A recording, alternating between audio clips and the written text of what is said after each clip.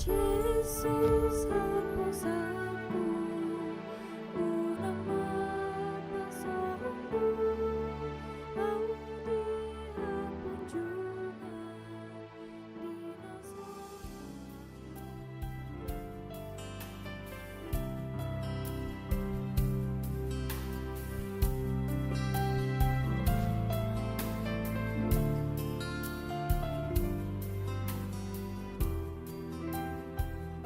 Kasih karunia dan damai sejahtera dari Tuhan Allah Bapa kita dan dari anaknya Tuhan Yesus Kristus menyertai saudara semuanya. Amin.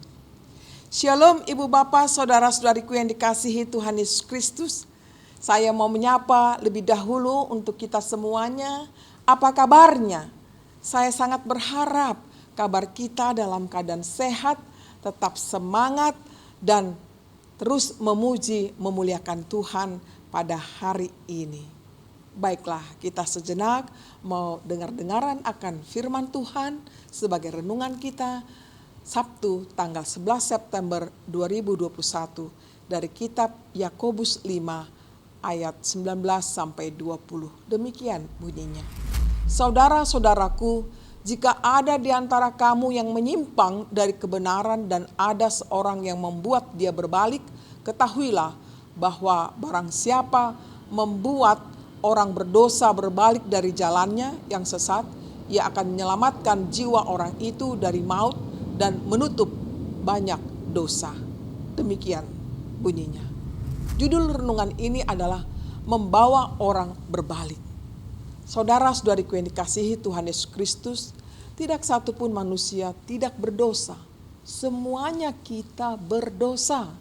Namun Allah di dalam diri Yesus Kristus menyelamatkan manusia yang berdosa bagi yang percaya kepadanya. Di tengah perjalanan orang percaya banyak lika-likunya. Ada yang tetap setia, tapi ada yang tidak setia lagi kepada Tuhan. Disinilah peranan orang percaya adalah melakukan tugas penginjilan kepada mereka yang menyimpang dari kebenaran supaya mereka berbalik kepada Allah sebagaimana dalam nats renungan kita hari ini.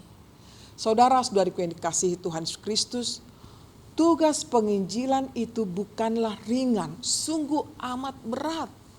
Bagaimana pertobatan itu bisa terjadi? Dengan cara mengasihinya dan membawa kembali ke jalan yang benar, yakni jalan Tuhan. Apabila itu bisa berhasil, maka seseorang itu akan selamat dari maut dan menutupi banyak dosa. Menutupi banyak dosa berarti bahwa Tuhan akan mengampuni dosa-dosanya. Tidak ada dosa yang terlalu besar untuk ditebus oleh pengorbanan Kristus. Tuhan kita adalah Maha Pengampun. Tuhan kita adalah Maha Pengampun. Saudara-saudariku yang dikasihi Tuhan Yesus Kristus, Tuhan memanggil kita untuk menyampaikan kabar baiknya, yakni anugerahnya kepada semua orang yang berdosa untuk berbalik pada Tuhan. Inilah kesempatan yang Tuhan perintahkan kepada kita, agar kita bersedia mengasihi mereka yang berdosa dan membawanya ke jalan Tuhan.